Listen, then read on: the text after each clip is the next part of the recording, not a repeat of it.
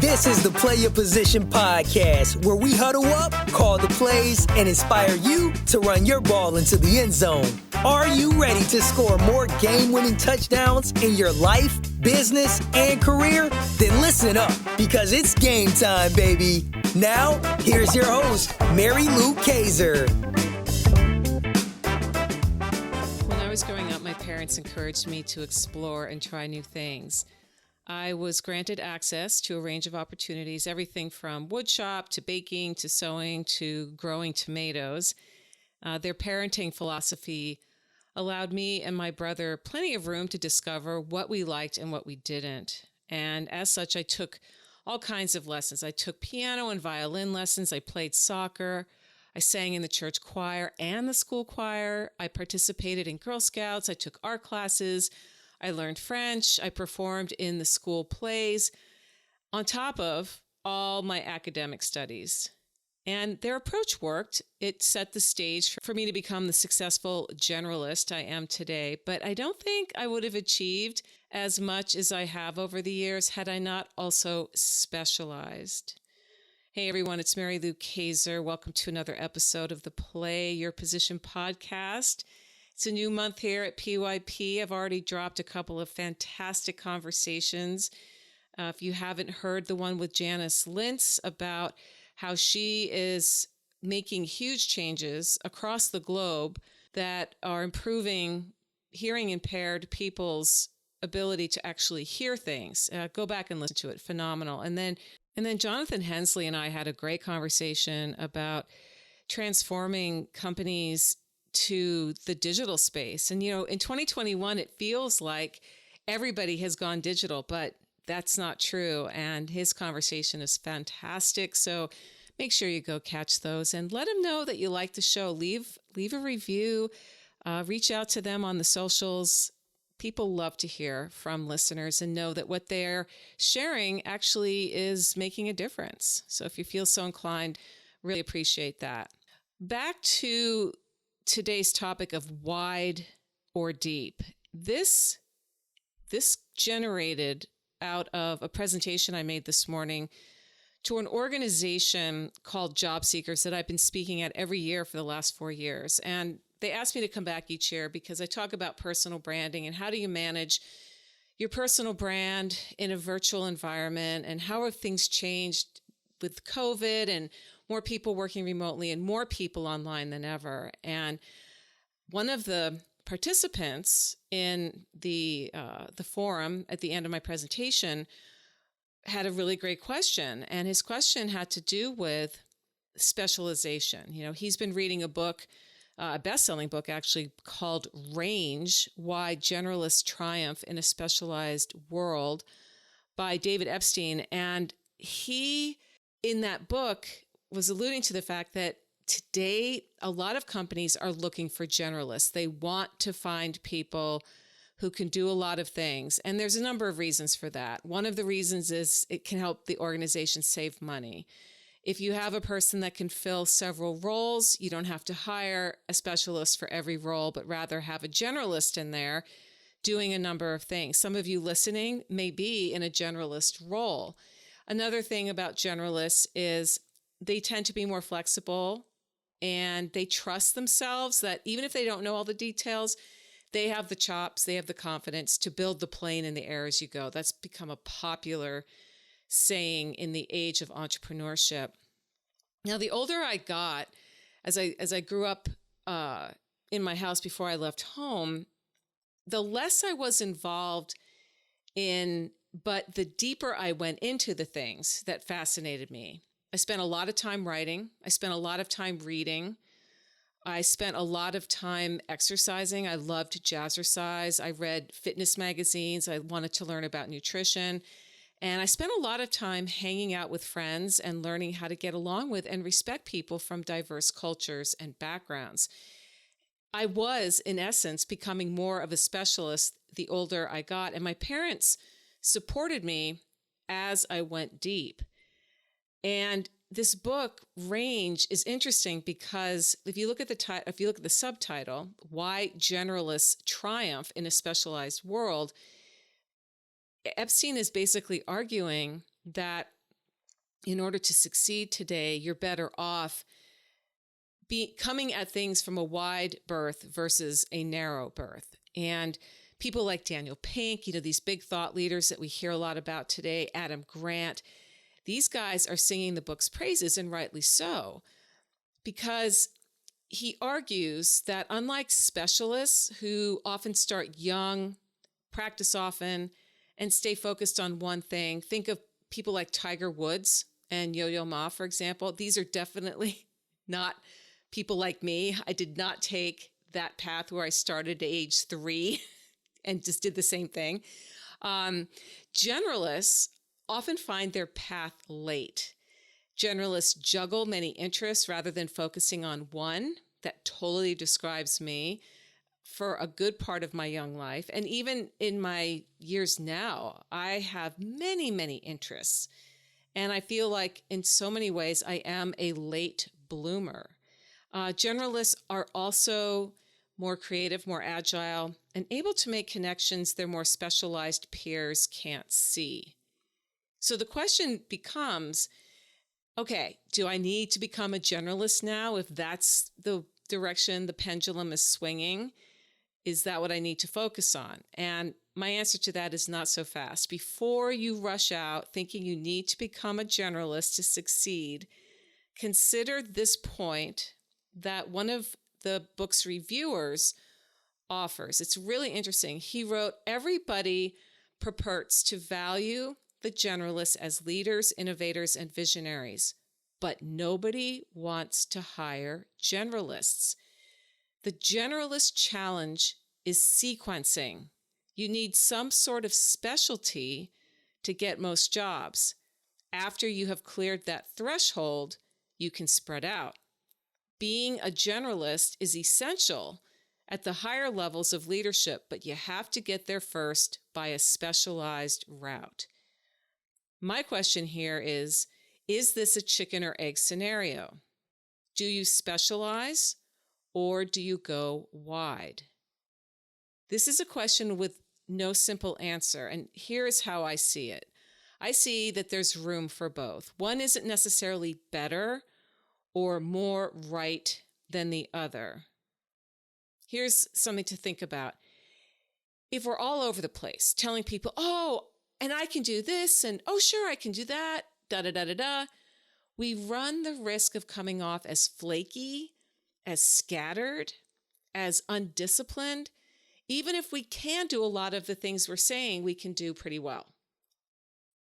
Who wants to work with or hire someone they perceive can't focus or has no discipline? I mean, I certainly don't, and I'm sure you wouldn't either, right? That's the risk a generalist runs, though. Even when we have a lengthy list of all our capabilities, most people don't have the time to read that list or even process how much you can do. And here's another thing. Space is limited to a few hundred characters in our social profile taglines. Technology forces us to get to the point, otherwise known as specialize, and get to that point fast. Even David Epstein, as accomplished as he is, if you go to his LinkedIn profile, he is relegated to the same limited space as the rest of us. He has a measly 24 words, and those 24 words are supposed to proclaim to the world everything he is and more. Okay? This is what his profile tagline says. Author, #1 NYT bestseller Range, Why Generalists Triumph in a Specialized World, and NYT bestseller The Sports Gene, host of Slate's How To podcast. That's it. So if you think about this, you think about if someone who doesn't know him lands on his profile, yes, seeing that he's a New York Times bestseller and a host of a podcast through Slate may trigger some credibility, but this isn't even a tip of the iceberg. It's like a tiny little pin poke. I mean, there's so much more to each of us than the limited space our social profiles allocate. And if we want to attract new opportunities to us, if we're looking for a new career opportunity, for example, or if you're looking for new clients, we have to go deeper in expanded spaces. And what I mean by expanded spaces, things like a blog or a podcast like this one, or creating a video training series, or some kind of lead magnet or course that showcases your chops in a way that 24 words in a social profile just can't, right? We need to be able to demonstrate that we know more than the average person within one or two specific areas of expertise. So for example, you may be in sales management or systems implementation. There's a lot to those kinds of expertise. And if you want to be seen as one of the go-to people within those categories, you need to be creating content that showcases that. So when people begin to associate you with what it is you're good at, you've basically walked them up the ladder, right? Because you've been leaving these breadcrumbs. And this is one of the key points I was sharing in my presentation today, is that no opportunities are not just going to magically appear at our door knocking and saying, hey, I'm here, come on, let's go. We have to actively set the stage for opportunities to find us. And in order for that to happen, I argue that we need to specialize, because if we're writing about dog training one day and then how to set up a wireless router system in our house the next, and then the best chicken soup recipe the next, people are going to wonder, what do you stand for? Who are you? You're just all over the place. And you could say, well, I'm a generalist. I like cooking and I like fiddling around with Wi-Fi systems and, on and on and on. Again, it's this paradox, right? You have to ride that rail. And organizations of all kinds do really well when they have both specialists and generalists in the mix. Hospitals, for example. Hospitals need specialized surgeons to perform operations. You're not going to have a generalist doing open heart surgery. I don't know about you, but I'm not signing up for that. Like if I need open heart surgery, I am not interested in having just anyone with some general knowledge of anatomy and physiology opening me up. Okay. When I go to Home Depot, which is here in the States, it's one of these big box stores where you can get all kinds of things to do home projects, remodeling, paint, garden, lawn, all the things. When I go to Home Depot, sometimes I need general information about where to find lighting fixtures, for example. So can you point me in the direction of your fencing? Okay, that's a general kind of a question. I don't need somebody to take me deep on that. But when I get into the area that I'm seeking, sometimes I really appreciate if there's someone around who has some extended specialized knowledge about the different brands of lights, for example, or if I'm looking at light bulbs, is there one kind I should be considering over another? All right. Many organizations today, some of you listening may work for one or have worked for one, use a matrix approach where people aren't contained to one lane, right, or one specialization. They move more fluidly across channels. They may have a title. The expectation is they can cross, fluidly around and fill in as needed. Nike is an example of an organization that has a matrix approach. And if you go to any of their job postings, they indicate must be comfortable working in a matrix environment. It's not for everyone. All right. Not everybody wants to be in that space of uncertainty. Like, well, am I going to be in this department or that department? Are they going to ask me to go over here? I mean, that takes a special kind of mindset to want that.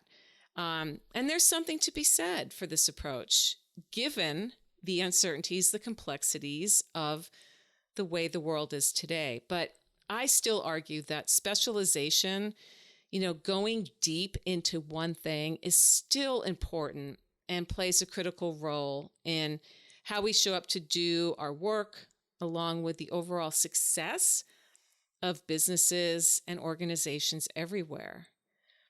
it's good to be known for something specific while also having the ability to fill in the blanks when needed. I think of quarterbacks, football quarterbacks that are elite.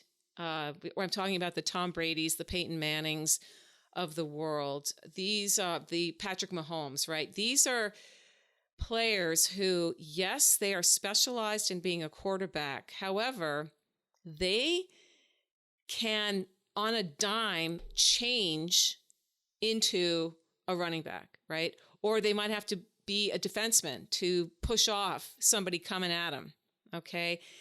That's a really good analogy of my final point here today, which is it's great if you can learn how to think like a specialist and get that deep knowledge about one, maybe two things, and also be able to show up as a generalist, somebody who can step into different roles or take on different projects because you have the mindset to do it and you can learn as you go. When we do that, we get the best of both worlds.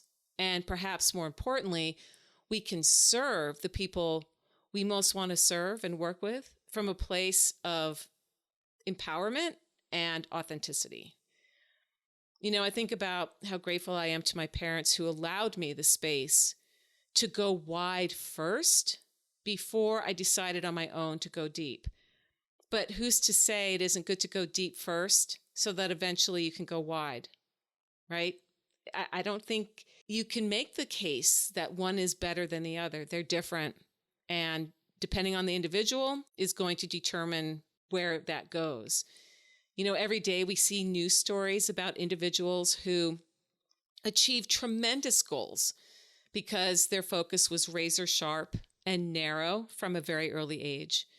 And then we hear stories of people who, like I think of Frank McCourt, who wrote the Pulitzer Prize winning memoir, Angela's Ashes. He was in his 60s, right? He'd lived 60 plus years before he achieved one of the pinnacles in the literary community. So, you know, who's to say, right? Who's to say? In the end, achievement and success are, I think, less about how you get there as much as they are about how you define what you're after and then the things you do to get yourself there. The path, it can be wide or deep, and sometimes it can be both. As long as you're walking it, trust that you will get where you want to go eventually, that things will work out. Everybody's timing is different. And if you believe like I do that things happen as they do because they're meant to in that moment, then you're going to have a pretty good life.